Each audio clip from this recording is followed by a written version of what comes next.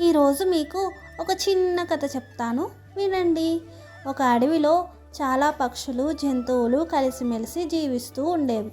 ఒకరోజు అడవికి నిప్పు అంటుకుంది. అది నెమ్మదిగా పెరిగి పెరిగి అడవంతా వ్యాపించింది. పక్షులు, జంతువులు తలో దిక్కు పారిపోతూ ఉన్నాయి. చేతగానివి మంటల్లో పడి చచ్చిపోతున్నాయి. కానీ ఒక పిట్ట మాత్రం పారిపోకుండా తన చిన్న ముక్కుతోనే పక్కనే ఉన్న చెరువులో నుంచి కొంచెం కొంచెం నీటిని తీసుకువచ్చి మంటల మీద పోయసాగింది.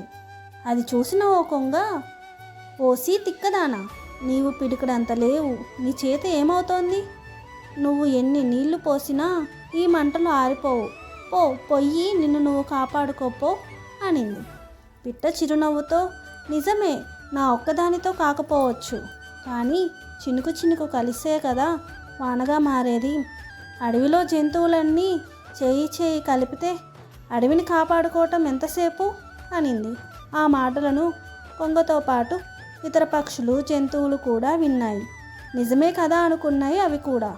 వెంటనే అవన్నీ కలిసి పారిపోవటం ఆపి మంటల మీద నీళ్లు చల్లటం మొదలుపెట్టాయి. అలా మంటలు నార్పి అడవిని కాపాడుకున్నాయి.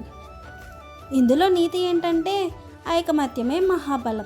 ఈ కథ గనక మీకు నచ్చినట్టయితే please like and subscribe my channel. Thank you.